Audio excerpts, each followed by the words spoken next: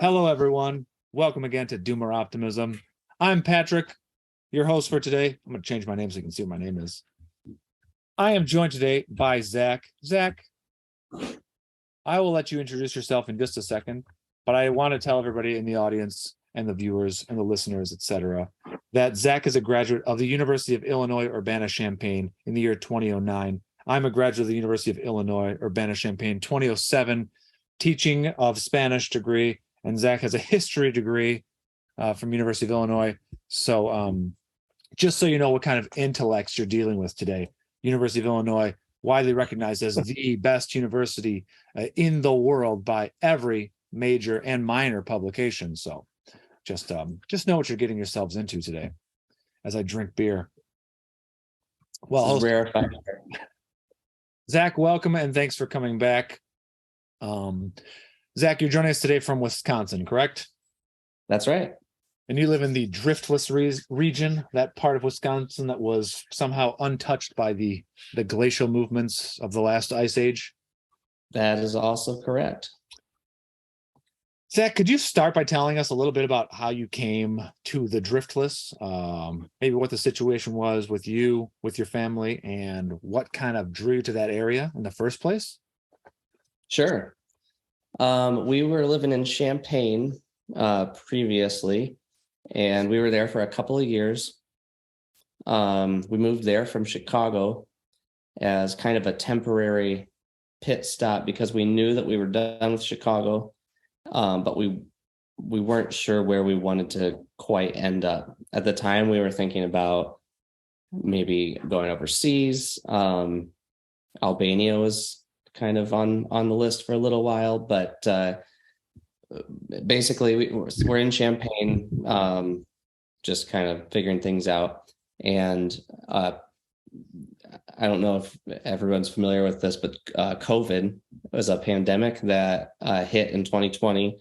I've heard of it. Okay, yeah. I didn't know if it made it down to Uruguay.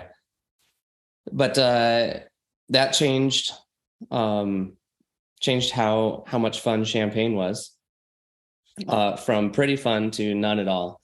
And it kind of accelerated our timeline for looking for some place with a little bit of land where we could have a few animals, live in the country. And so we started kind of browsing Zillow. We didn't really know where to look. And also because COVID was like this, dire scenario, I decided to read, or rather listen to, a book by James Howard Kunstler called Living in the Long Emergency. And he starts that book with an interview with Mark Shepard, who I'd never heard of. But Mark Shepard's Stay tuned, audience. Stay tuned. Mark Shepard's a farmer who does regenerative agriculture in the Driftless in Wisconsin, and I had never heard of the Driftless. So I listened to this chapter interviewing Mark Shepard, and excuse me just a minute. Dominic, stop stomping on the stairs. You got to be quiet. So he's farming in the Driftless. I've never heard of it. Mark's kind of talking about the region, how it's rolling. There's these river valleys that cut deep into the cornfields, so it doesn't look like the rest of the Midwest. Talked about a croquet club where he went on Friday night and played croquet with some of the locals, and it just sounded really cool. And Elise, my wife, and my anniversary was coming up, so we decided, well, we can't do anything around here. Everything's shut down, but Wisconsin isn't yet. So why don't we go up there and check out this Driftless area for our anniversary? So we did. And it was nice. And we thought, let's go back this summer. So we did. And it was still nice. And so we decided, why don't we move here? And I think it was April. So it was less than a year between when we first heard of the Driftless to when we put in an offer on this place that we wound up at. So something you just said is, I think, a bit more common than people would believe, which is if you go someplace and you really like it, that's an indication that maybe you would want to live there. Because a similar thing happened to me with the place that I live now, and I feel like I got very lucky in that regard. And I feel like you got even luckier because the Driftless is just a very happening place for certain things, like you just started describing with Mark Shepard, with people who are doing regenerative agriculture, who just kind of care about things that I think are important and worth caring about, which is stewardship of land, try not to actively make the earth where you live a worse place, and just kind of a conscientiousness of I don't know, making things as good as you can make them with what you're given. So what are your impressions about that, like when you moved to the Driftless, and like what the kind of, I don't know, the social situation, the like I guess social consciousness type situation for things that are of a similar concern in you as an individual, then how that overlaps with what's going on in that region. If I could make you a spokesperson for the Driftless for just a few minutes. No problem. I've been here for nearly a year and a half, so I know everything about it. So from what I understand, this area, like, I don't know, 30, 40 years ago was kind of a magnet for back to the lander types. There's like a lot of older hippies who came out here and did homesteading, did, small scale farming. This is in the next town over in Lafarge is the headquarters for Organic Valley, which is a pretty major national organic farming co-op. So there's a lot of small scale agriculture. I mean, you still have quite a few, bigger dairies and stuff, but a lot of smaller farms, a lot of people interested in alternative methods. And so for us, we moved here, really knowing nothing about anything agriculture wise. And there's no shortage of people who are both super knowledgeable in the specific things that we're interested in doing, like, permaculture or raising Nigerian dwarf goats, or you name it. You can find someone who can help you out. And everyone's super happy to share their expertise. It's just kind of a common thing. Like you don't run into this level of concentration of people who are interested in regenerative agriculture or small scale farming in most places.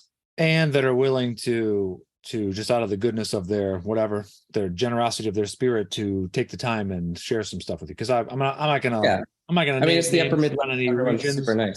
But there's one region of the U.S. where I've been, and the people are very, let's say, protective and smarmy about their knowledge, and like they're not exactly outgoing as far as sharing it with you with this same type of stuff. And I've seen that only one time in one place, but I'm not going to name names. So maybe Midwest is best, and everyone knows it. Yes, and I know what you're saying. So thank you so much for telling me about that. That's so great. This is a really what? Let me tell you one other thing that I forgot to mention, but I think is kind of funny. So like I said, I heard about this region through a book, talked about Mark Shepard, talked about him playing croquet, and we did not do this on purpose, but we moved right down the road, like literally a mile and a half on the same road as the croquet club. That runs right next to Mark Shepard's farm. So I felt like a real creep when we like closed on our house and then drove a different way to get to a nearby town and saw the croquet court there. It's like, oh, we just moved next door. They're going to think that, they find out the story. They're going to think that you stalked them down just to live by. I already told the story. It was appealing, but and you've met Mark since then, correct? I have, yeah. So Yeah. yeah, and Mark Shepard, for people who haven't heard of Mark Shepard before, he's kind of a big to do, does lots of lectures, does lots of educational stuff on these kind of landscape restoration things, and a very funny character with lots of knowledge, and has been doing this, I think, about 35 years plus in that region. But another person to look up. And Zach's neighbor, also a neighbor of the Croquet Club. And again, all this is in Southwest Wisconsin in the Driftless area. So, Zach, I heard you guys did a Doomer Optimism regional camp in the Driftless. When did this occur? Oh, I didn't know you were going to ask me for a date. Was it in the summer? This summer. It was this summer. I think it was in August. I think it was August. Yeah, that sounds right. Yeah, we. I think that the whole idea started as like a proposed basketball game at my place. I was talking. I think you were in this conversation. I was talking. I was talking with you. Nate was talking. I think even Peter was talking about basketball at some point. Yep. And then I think Ashley at a later time, a couple weeks later, was encouraging people like, set up these things. I can't come because we're very far away, but you guys should get together because you're not too far away from each other. And what materialized? Yep. What materialized? So yeah, Wisconsin.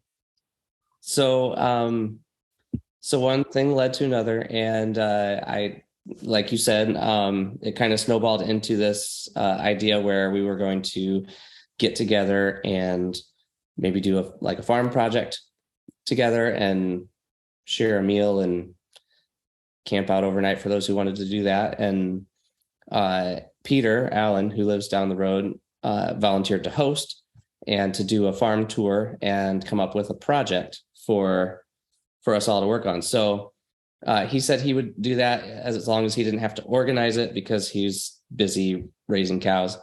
And so I said I would organize it, and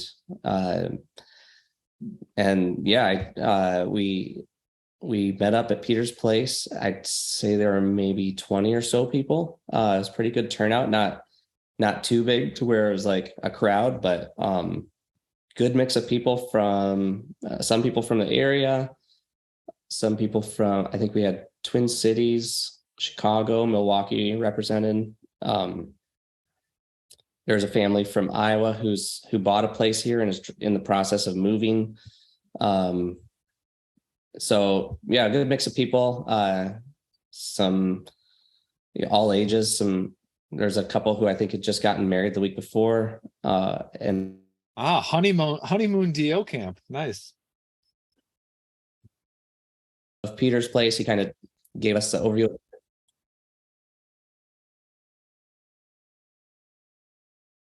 Yeah.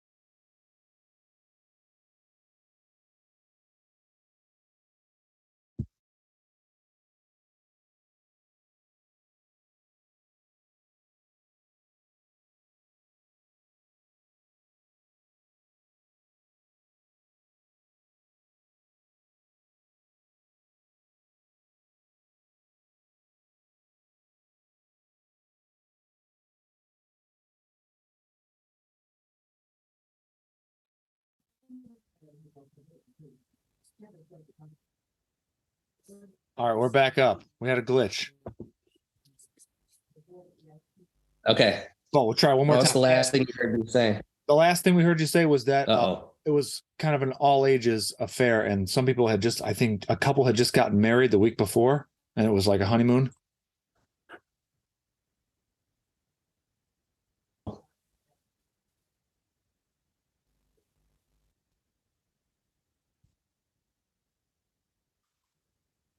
Okay. Yeah. Yeah. So we started with a tour of Peter's place. He gave us kind of an overview of his approach to farming, uh, his pasture rotations with his livestock. His he's got this really cool system using hydraulic to pump water from his spring up to a holding tank where it feeds the house. He showed us how he uses cows to plant corn, which is pretty cool, and kind of gave us the whole like, you know, I think it took 2.5 hours or so by the time we got through the whole thing. But people were asking questions.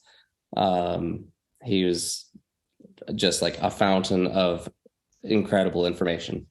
And then we went over to my house to see my place. Much shorter tour, far fewer valuable insights. But I had piglets, which were really cute. So I feel like it was pretty much a wash. Then we went back to Peter's place, and no, you know what? I got the timeline a little wrong, but it doesn't matter. But yeah, we were back at Peter's place, some work on his house that he's building.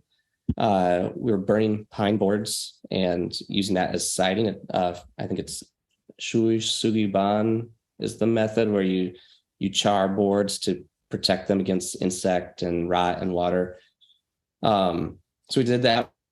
I think we got all just all sided up, and then we had a cookout. Hung out around the fire. One of the people who came brought their guitar, and Peter got his out, and they were playing a little bit of music. We're just hanging out, talking about all kinds of different things. People went to move to land, people who already were out on some land and start their own little farms. It was a really fun group. I don't know if I mentioned this already, but like from all around the Midwest, people from, I think some people drove like 4 hours or so to get here. And yeah, it was great. There was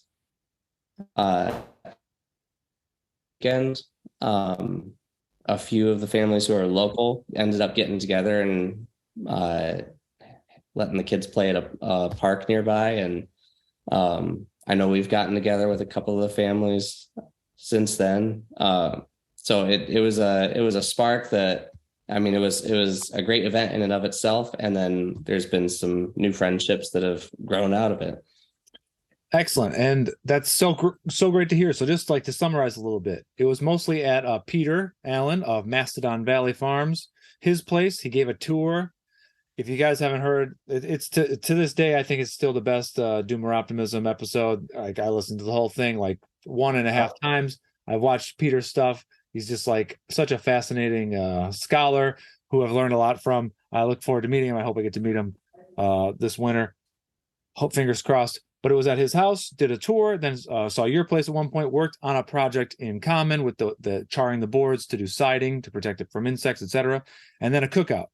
Mm-hmm. And you have met up with some of these families in the aftermath. And so you've met people and you're just knowing each other, people who live near you, people who live down the street from you, but people who live a couple hours away who have some common interest as well. So as far as what you guys did, how do you see that fitting into like the greater context of like the place where you live and relationships? Because I mean, I really think that getting together in person, having relationships that aren't just one-off, or even if they are one-off, not one-off, but if they're just once in a while, that's still pretty meaningful, especially if you're coming together to work on something in common, like this project that you did. Any possibility of continuing that, or have you done anything like that at your place with kind of these shared work or work share days? We haven't done anything like that at our place, although we might actually host a timber framing class next spring that will be not exactly the same thing, but in a similar vein. And I guess as far as outcomes from this event, I think everybody that was there expressed interest in doing it again. So I hope that we can do it again next summer. I'm sure that we could do exactly the same thing again and everyone would be into it. Or we could do, come up with a little twist to make it a little different. But I know those of us who are closer, more local here, it's been pretty easy to on the relationship. People who are scattered, it's to get together.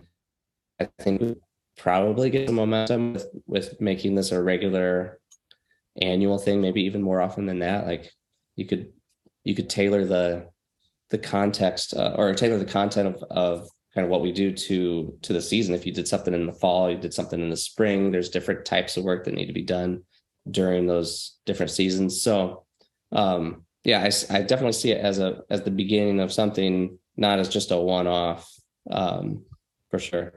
I was just going to ask, right? I had to readjust the internet real quick. I was just going to ask, the seasonally based idea that you just put to us right here, it seems like it's really a good way to get more in touch with the natural cycles of what you're doing when you're more in touch with like your land and what you're trying to plant and trying to grow, etc. So that's something that I've encouraged people to do that in other things in the past. So I think you're definitely onto something in that regard. And then you get it so that 4 times a year that's kind of a plenty to do like these kind of bigger event type things. But as long as you have some kind of regularity to it, where you can build that familiarity and build these ties, however strong or weak they end up being, I think it's only a net positive. And as you said, things that are more local tend to be easier to organize because proximity is it's not a mystery as to why that's for doing real things, building tangible material things with your hands and with your efforts. It's there's only so much you can do in the digital realm, and that's kind of one of the frustrating limitations of it. There's almost no end to rhetorical and abstract endeavors online, but that's the extent of them. So I'm glad that you are mindful of that and are kind of pushing that forward, and I hope that it continues in that way. So going on from that, if you will, that's really cool. Do you think if you have this at your place next year, for example, do you have a project in mind that you might want to work on? Yeah. No, there's like no shortage of projects. But I haven't thought about. If you were to ask me this question, I would say like the most what I would want to do, like literally breaking rocks and shoveling gravel and digging holes, digging ditches and graves for what have you. Like that's what I would have people do if I had like 20 people to come help me. But it might not be the most how should we put it? It might not like keep them coming back for more type work. So you gotta be mindful of that. But many hands make light work, and they make these daunting tasks. When we do these, when we do works and projects like this with student groups that we host and friends, they've often asked the community members. They say like, "Oh, how long would this have taken if we hadn't come and worked on it?" And the people usually say like, "Oh no, we just wouldn't have done this. It's impossible. We don't have enough time. We don't have enough people." So it makes the things happen. And like it's like it's a what is the thing called? It's a play on the if you build it, they will come. It's if you get a bunch of people, a project that a bunch of people can complete in a timely manner will emerge. And that thing may not have existed until you got all the people together. So it's like this emergent thing, and Yeah. not exactly the straight linear A to B to C route that you might think. So just getting people together makes more things happen. I guess that's the upshot of what I'm trying to say in way too many words, as I sometimes do. Yeah. Zach, I want to know a little bit more. Well, I think I caught every other ahead. one, so it was an appropriate amount of words from my vantage point. Okay, so now I have a question for you specifically, Zach, which is the things going on. As you said, you have a family, you moved to the Driftless because it's just a nice spot that you visited 2 times, and the second time you saw it, you said this is just as nice as the first time I saw it. But then you wanted to have some land, you have animals. No, what other kind of things are you into on your land and on at your household and your production?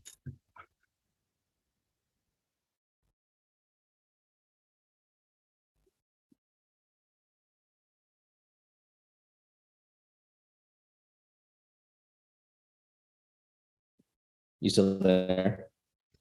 I am. I think it's catching up now. I'm cursing this internet as I take sips of beer because it is a cursed thing at this hour.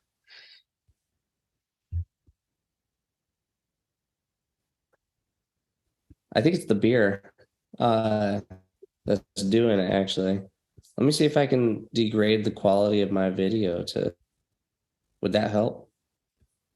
That could. No, I don't see an option for that anyway. No. I just got a bandwidth problem, unfortunately. So I think you asked what we're doing here. We've got. All right, so we have. When we moved out here, we wanted to. My wife wanted to raise alpaca. That was on the list, and goats. So we got goats right away. Like a couple of days, maybe. Yeah, a couple of days after we moved here, we jumped in head first. We've got 3 Nigerian dwarf goats. We're actually trying to breed them this week, so we've got a couple of bucks on loan, and they're really loud. Rent a stud. Yeah, it really is. Yeah. So we've got the goats, trying to get them to where we can milk them and find out if we like goat milk, and then we've got a bunch of chickens. I think we've got like 30 chickens. And they're good for about 2 eggs a day. It's the worst chicken flock that you could imagine. We've got 2 turkeys that we just added. They hang out with the chickens. We had 3, but they ran away as soon as I let them out of the coop. 1 got its head bit off, and 2 came home. So now we have 2. We did end up getting the alpaca. We have 5 alpaca. No, we have 4 alpaca. We started with 5. One of them got sick, and I had to put it down a couple of weeks ago. And then we have some pigs. We actually just today tried bacon from one of the pigs we raised and had butchered, which we got from Acorn Bluffs Farms, who are wonderful people. And I think I like to say I got my Acorn Bluffs pork hard way by getting 2 pigs and raising them and then butchering them. And turns out one of the pigs was pregnant. Keenan gave me a shot to give the pig to terminate the pregnancy, but I didn't give the shot correctly. And so I have 8 piglets. So I'm just going to raise those. And what else? I think that's it for animals. We've got a garden that sucks, but it's still, we've still got. Oh, you know who's going to be really happy to hear that? Peppers and Ashley's going to be happy to hear that because of course, the age-old perennial versus annuals argument. Oh yeah. Because Ashley does not I don't whatever. I'll get in trouble for this, but like Ashley does not want to work.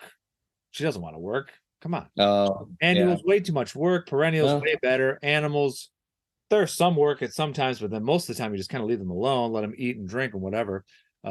So yeah, should be happy to hear that. So your garden's not going well. That's good news. Let's applaud that.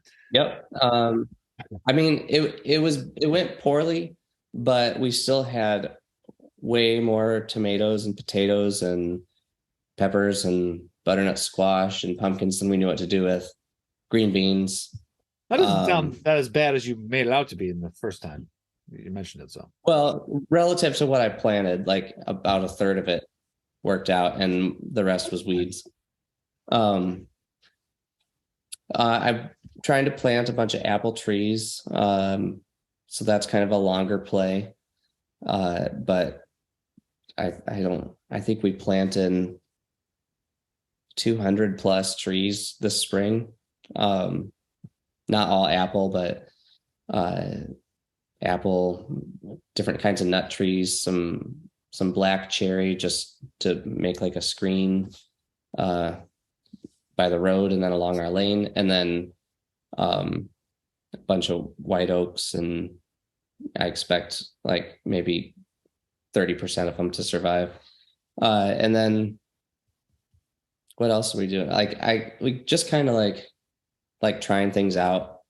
I kind of have a how hard can it be attitude towards everything. Sometimes the answer is like really freaking hard. But most of the time it's like not that hard, and at least to like do something kind of okay. yeah, well, so, and imagine if you had any kind of luck with your hens, because like 30 hens and only like 2 eggs a day, that's pretty bad luck. And then if they're not all hens. okay, well, so how many hens do you have? Because I'm assuming hens. TBD. Some of them are too young to tell yet. It'll probably wind up being 20 or so, 20 to 25. Yeah, because I thought like the chickens, you don't even have to feed them every day. And I know you were making fun of me because we lose some to predators too. Like there's predators here, but like I mostly just don't think it's worth. I might fence them all in at some point, but I mostly just never lock them in. Just unless they're like misbehaving and laying in a bad spot, and I find a couple eggs, or the dog found the eggs first, then I'll lock them in until they remember where to lay the right way. But also just like don't feed them, because there's bugs everywhere, and a chicken's not going to die for like I've gone 20 days without feeding them, and I got eggs, so obviously I'm getting the better end of that deal. And then when I do feed them a little more regularly, like I feed them every 3 days now, and they'll give the eggs better. But anyway, diatribe and off topic. But yeah, some things like that could be pretty easy. Trees, I think the success rate, like you said, 30%. Well, Mark Shepard, your neighbor down the road by the croquet club, he would tell you the stun method, the strategic total utter neglect, and the trees that are meant to live there in that place, they're going to live there. So 200 apple trees, yeah. I mean, if you get 50, even that sounds like well worth it. I'm very excited because of Granny Smith, that I think is 4.5 years old roughly now. It's got about 40 fruit on it. So I'll be eating some Granny Smith, my least favorite apple, but it's 20 feet from the back door, so that's pretty fun. Looking forward to that in the fall. Nice. And what about your craftsmanship, which is probably what you're a little bit more excelling at the moment? Tell me a little bit about your craftsmanship with wood.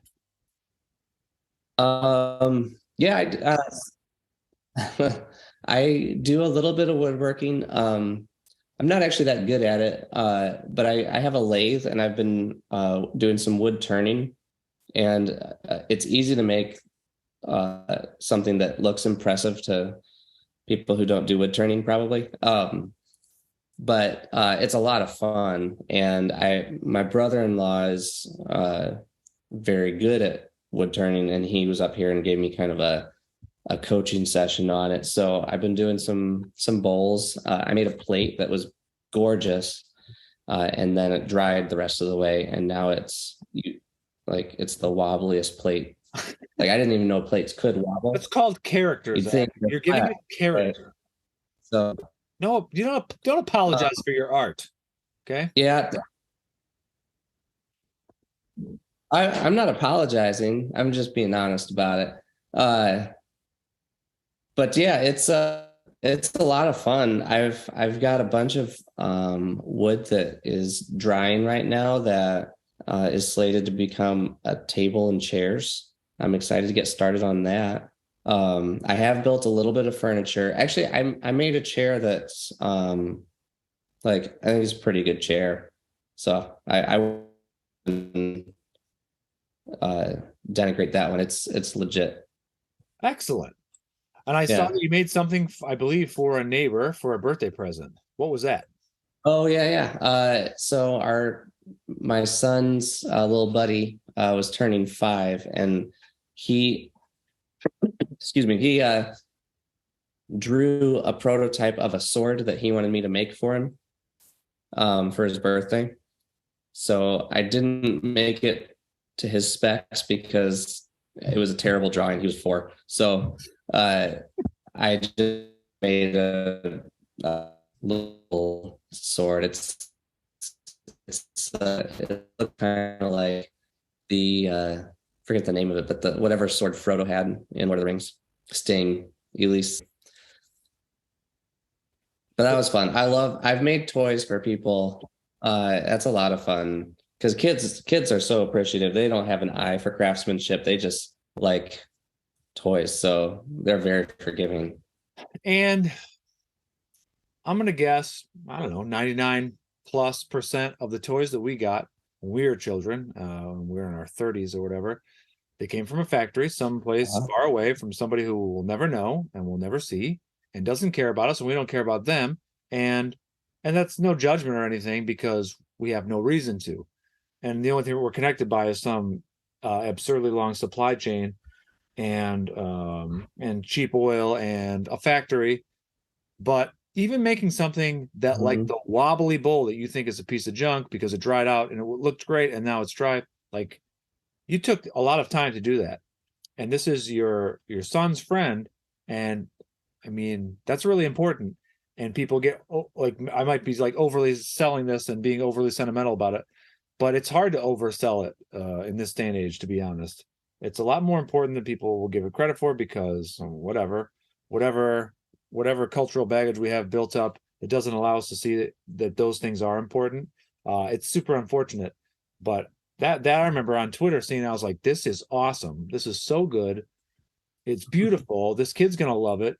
I know Zach had so much fun making it, and I know he's super proud of it. And you should be. So you should celebrate those things. And so now pause for tears. But good job. And I appreciate that. And I really liked it. And I wanted to tell you that. Thanks. You're welcome. Well, thanks. Yeah, it's fun. I uh yeah, I've made a couple things for my kids, little like wooden weapons, and uh they love it. I love seeing them play with them because they'll like you can only play imaginatively with like a wooden sword. Or I made Dominic a rifle, and it was pretty cool. Had a little scope on it that he broke off because he's 6, and uh, so now he just has to use the iron sights. But it's a blast. It's I feel like a probably how Santa feels. Yeah. Oh, I I mean, actually saw a decent Christmas movie the kids put on. It was called A Boy Named Christmas. It wasn't terrible. yeah. Most movies are so bad these days, but this one Oh wasn't yeah, we watched terrible. that last year. That's not bad at all. Very decent movie. And I imagine Hmm. that's what Santa Claus feels like. So Yeah. congratulations, Zach. You've realized every child's dream of becoming Santa Claus. Uh so well done. The other thing I had to Yep. ask, Just gotta pounds. you talking about that scope. Was it deer hunting season yet in Wisconsin? Is it already over? It's bow season rifle like in a week or two. I need to double check, but it's close. Are you And hunting deer I this season? intend on trying again. Last year I went over. Yeah, I've got a better spot to hunt this year because the woods across the street from us are open to me now. And yeah, I hope I do better than last year. So you had no success last year, but this year. No, I wounded 2 deer last year, one with a bullet and one with my car. Well, best of luck. Happy hunting. Thanks. The other thing I wanted to ask about was you talked about the timber framing thing, and I think it is there's an organization operating out of the Driftless that does these kind of organized educational events with practical elements. So maybe you could talk about those people and what that might entail if you end up getting into it. Yeah. So there's it's called the Driftless Folk School, and it's just a organization that puts on these one-off classes that range from like spoon carving to hog butchering. I took a hog butchering class last week through the Driftless Folk School. There's a timber framing course that they're offering for the first time, and it's like a week-long thing next spring. That's the one that I'm going to be doing. I'm very excited about that. But they've got fiber arts, they've got foraging. They had one that looked kind of cool that was like winter survival in the woods. And just like they got all kinds of stuff. Basically, from what I understand, it's like anybody who's got a cool skill and is willing to teach it can probably do a class through them. And in this area, there's plenty of people like that and plenty of people who want to take the courses. Although at the hog butchering class, I was surprised, like people were coming from, there were people from Illinois, people from Milwaukee, people traveled a little bit for it. And not all of them were even like interested in actually butchering a hog in the future. It was more like, there was a guy who was just interested in finding out more about where his food comes from. And so he came to this class, and judging by the look on his face, I don't think he's ever going to try to butcher a hog again, but he learned something. And yeah, it's an awesome organization and a great opportunity to skill or whatever that you have some interest in, but don't want to just like rely on YouTube or trying to find the right book for. Yeah, so, and kind of going back to the hog butchering one was my first one. Going back to what we said before about like this model of just getting people together, and in this case it would be more for an educational purpose, and like it could be something to get somebody with some expertise exposure for maybe what their business is, or just make them a little bit of money giving a guided course and a practical experience with it. But it's going to build these relationships, and it's going to build these in context and in person experiential learning type situations, which is that's the kind of line of work that we're into with what we do with the student trips here. And I mean, that's without a doubt the best way to learn. Like schools, as we conceive of them now, those have never existed. They're only like 150 years old.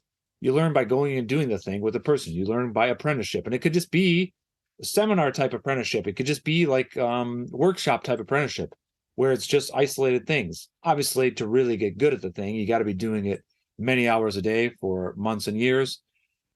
But you got to start with something, and you can learn enough. Like good enough is good enough. It's better, and good enough is better than nothing with a lot of these things, because you're not trying to get to the utmost expertise or proficiency at something. You're trying to get the thing to happen. I saw that you were also making cider recently, and you're consulting with a guy who we talk a lot with on the internet, who's out in California, who makes professional level cider and does it for a living. And I jumped in and I just told you, like, I've only ever measured original gravity like twice, but I've made beer 50 times. And so obviously there's a big range, but good enough, it works. every time I've made beer, it had alcohol and it tasted like beer. A couple times it didn't have bubbles, but that doesn't matter because 3 or 4 times it didn't have bubbles. But you have a big range of what's acceptable, especially when you're just talking about your own life. So it's not like the bar's kind of low and the stakes aren't as high as you think they are. So don't worry about it. And this might be one of my strengths, which is like, I don't know how to do anything, almost anything. I know a couple things pretty well, but very few. But I'll like try anything. I'm like renovating this building right outside my window here, and I don't know how to do any of it, but it's working somehow because I'm learning just enough to make it not fall apart.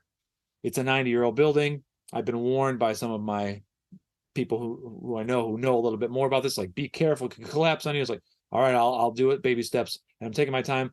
But end of the day, it's working out, and now I've just made it so that no water can get in. Just in the last 3 days, I've made it so that no water can get in, and it might rain tonight. That's a big step. It might rain tonight, and I get to put it to the real test and see if I'm just blowing smoke or if it's really actually watertight. But good enough works in a lot of cases. And so I just want to take it and jump in and tell people like that is the case, because I think people are handcuffed and discouraged by their own self-imposed sense of what a standard is.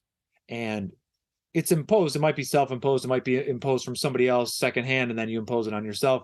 But it comes from somewhere, and it's not like a universal truth. So ditch that idea.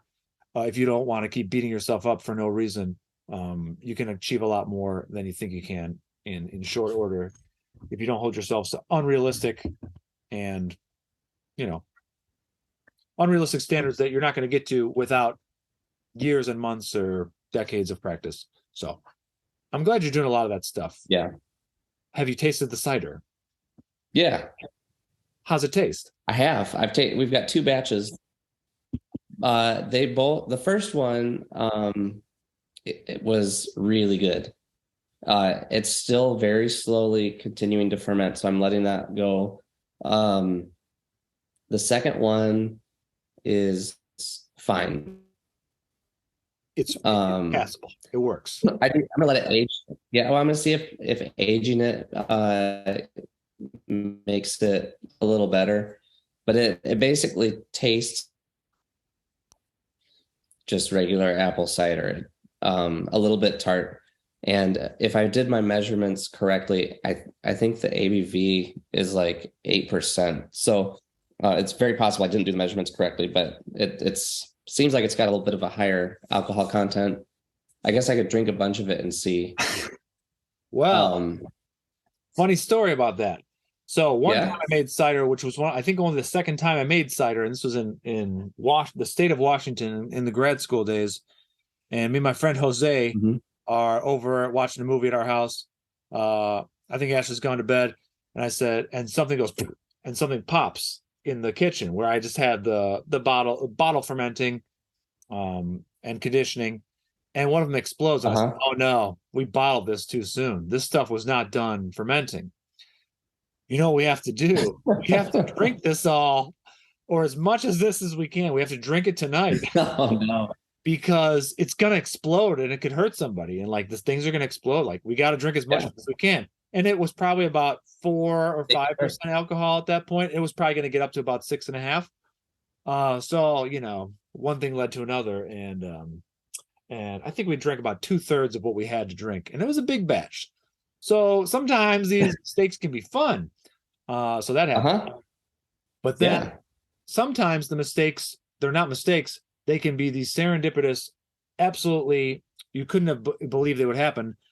I will tell you a true story. I had leftover beer ingredients from making a previous beer batch, and I was at my parents' house, and it was just some like German brewing hops in pellets. I didn't like using the pellets. I liked using the leaf hops.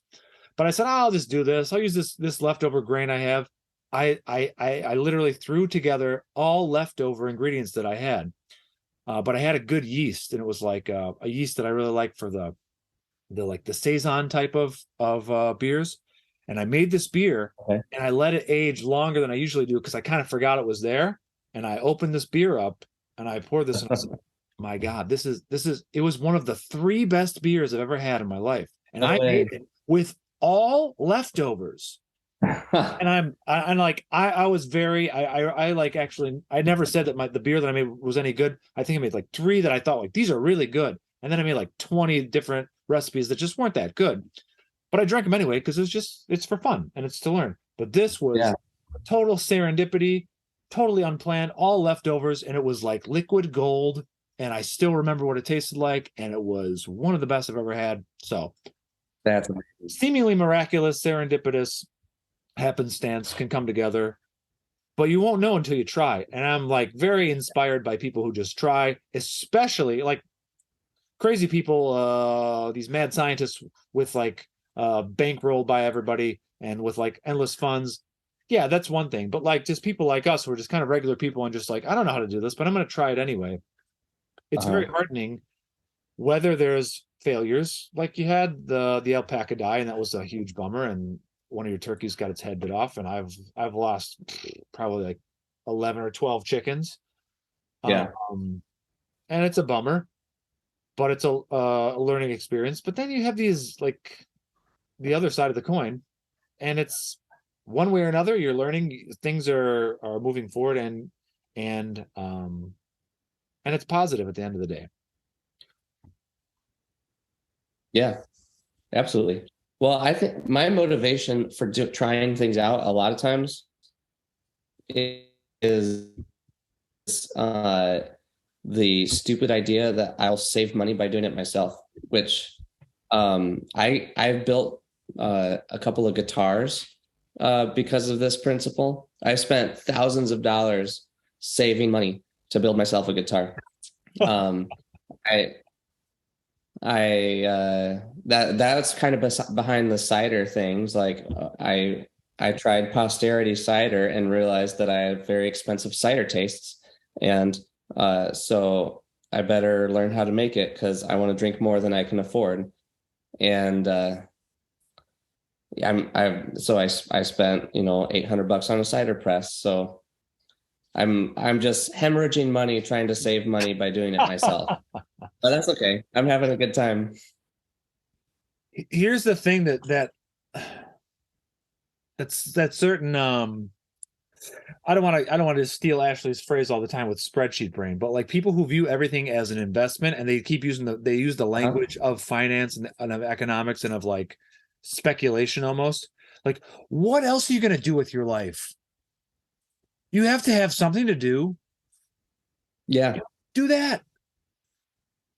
Well, I have no shortage of things to do. No, now. Yeah, this is one thing you will learn very quickly. Like when I walk out, like I can't even go and have coffee on the porch and without just like thinking, I got to do this, I got to do this, I got to do this, I got to. So it's whatever. You dug yourself into that hole, and so did I. But it's a nice problem to have because I don't miss going to the, it wasn't the office, it was a school, but I don't miss waking up at 6 a.m. and being exhausted like every day of my life for 9-10 months a year at all. I've never missed it for a second, so I don't regret it. No buyer's remorse in that regard. But Zach, I think you're this is like, remember Charles Barkley in the like late 80s early 90s, and he was like, I'm not a role model, and he wasn't, because he was a total dude. So maybe you're a reluctant role model, but you're definitely a role model because you're doing things very nicely on the individual basis. And then you're also getting together with your neighbors who you stalked to move next to down the road from their very posh croquet club, which I know you're obsessed with croquet. And if the Fighting Illini had a croquet team, you would be, in the orange and blue, the wig and the suspenders and everything. You were an Orange Crush. You had to have been, right? I was, yeah. Yeah, I could tell. Those were the days. I had season tickets one year, I think freshman year. Sophomore year, of course, was the year they went to the Final Four, losing tragically 12 of 40 from three that game, I believe. Live by the awful. Three and die by the three. But somehow the game was tied at 70. We died by the Sean May could do whatever he wanted Oh my God. The Atlantic 10 refereeing crew, who I was like, one of these guys is related to Sean May. He's his uncle or something. Yeah, because James I hope they all played 9 minutes, I believe, in the game. 9 minutes.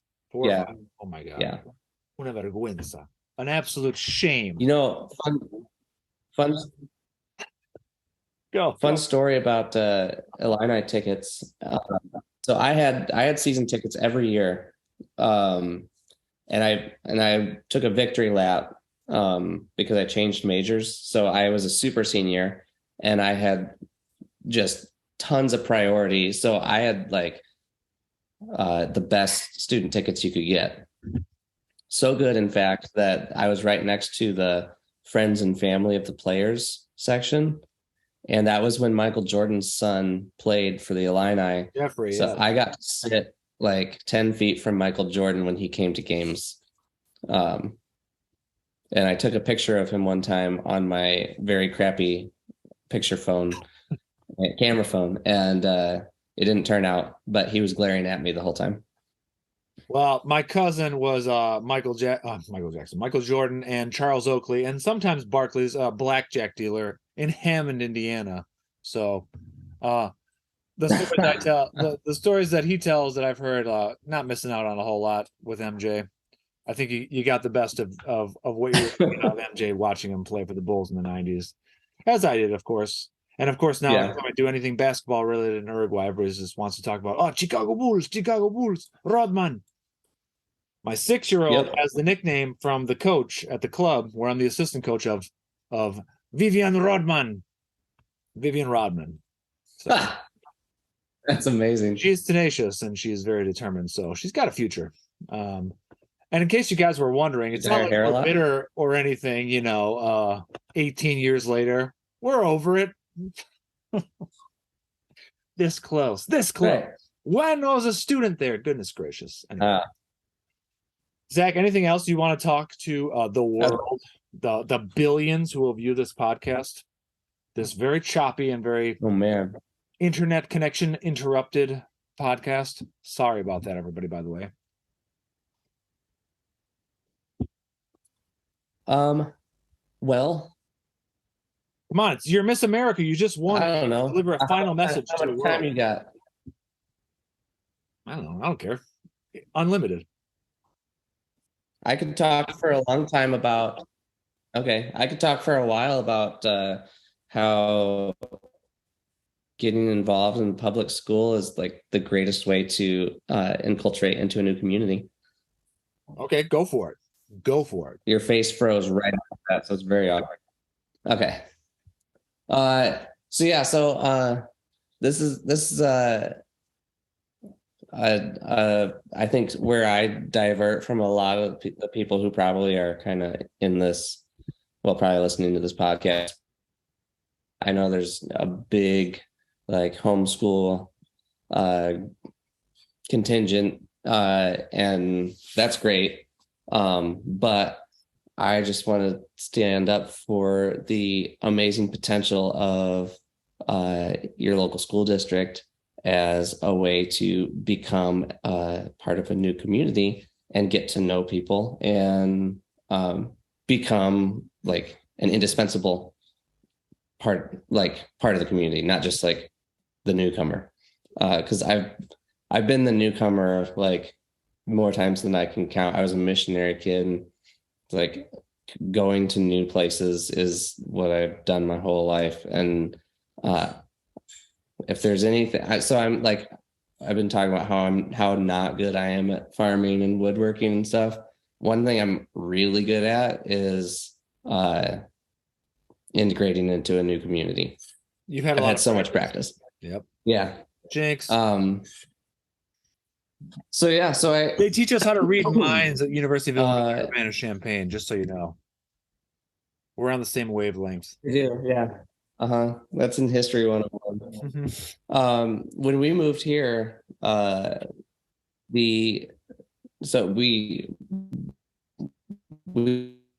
heard good things about the schools kids go.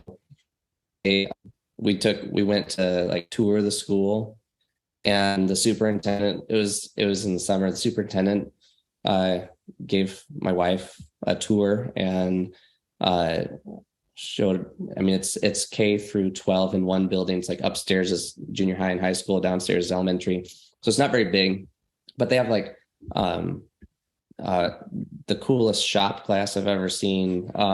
They've got some really, really cool programs that are like not your standard academic stuff. And it's small. It's got this kind of like small town charm, almost kind of like family atmosphere. And so I started going to the school board meetings a little bit just to get to know what was going on.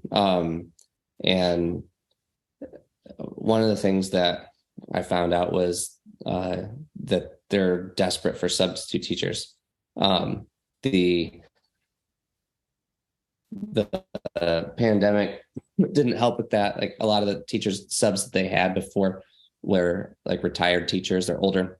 They didn't want to be like going to school and being around a million potentially sick kids, which is totally understandable. And so Elise, my wife, ended up signing up to be a sub there, and she's goes in like maybe once or twice a week. And now like she's the number one person on the sub list that gets called because she's good at it. She's good with kids and not a pushover. And she says yes when she's asked. And so like all the teachers love her because she's the reason that they can take a day off sometimes. And all the kids like her because she's, a change of pace, and she's pretty nice. So although I think she's the mean sub at school. But now like when we walk around town, like random little kids will come up and give Elise a hug because she's been their teacher, and their parents sometimes are, especially initially, their parents be like, "Who's that lady?" And so she's like, "Oh, I substitute at Kickapoo. I've taught them in their class, whatever." But it's like it's an instant way to get meet new people, and everybody loves someone who's kind to their child. And so we're automatically like on good terms with people that we meet for the first time because of this connection. And this is actually like connections through the school have led to other friendships that are starting to develop, and important to me, this Friday morning basketball game that I play in now, also at Very school. important. Very important. Yeah. But yeah, it's just been, I'd say it's between the croquet club and the school, those are the two top ways that we have connected to people here in the area. And if you're moving to a new area, like there's no faster way. I mean, if you're a church going person, church can be a really good avenue for this, but that's dependent on some of other factors too. So yeah, I'll beat that drum forever. And if anyone is moving to this area, I will sing the praises of Kickapoo. Excellent. That's great. And I don't really pick sides on like public schools versus homeschooling versus private schools or anything. I've been involved with literally all of them, and I understand the merits and the demerits of all of them. But our kids actually currently go to a public school, which is a rural school, which is only 15 children, one teacher, and we have this thing that's like this committee, and I'm not a member of it. I'm not like officially an officer of it yet, but it's essentially like the local school council, but it's only 15 kids. And I know there's going to be 1 year in 2 years from now when all three of the children will be at school at the same time. And I know they're going to try to like make me either the president or the secretary. And I'm just like dreading that 1 year because I'm a foreigner. Like I have no idea what the hell they're talking about. Like, cause you have to like have all this paperwork in order, and you manage this like amount of money for man. a school that's official, and you have to have all the receipts. And if you don't, like, I don't think you can go to jail, but like people can get in pretty big trouble. It's very, very regimented. So I kind of tried that. But we just had a school meeting the other night, and we have to worry about next week. We got the benefit where we get to sell hamburgers and choripan, and so we're organizing that. We're trying to get stuff fixed at the school. And yeah, I do agree. It's a very quick and not superficial way to get yourself integrated into a community. And just said, like, we're a bit of still an oddity, even though it's coming up on 6 years that we've lived here. But I'm glad you gave that little anecdote and your story of your whole family, and how it's now not just about the kids' school. It's about the people that you've met through it. It's about people who your wife has met through it, and that she's an active member of that community, and she's reliable too. And she's proven herself and demonstrated to them that she's reliable, and that people don't forget that very soon. That has definitely a lasting impact. And if you're trying to build up goodwill, that's another quick way. Exactly. Awesome. Yeah. Thanks for sharing that, Zach. I appreciate it. Yeah. Cheers.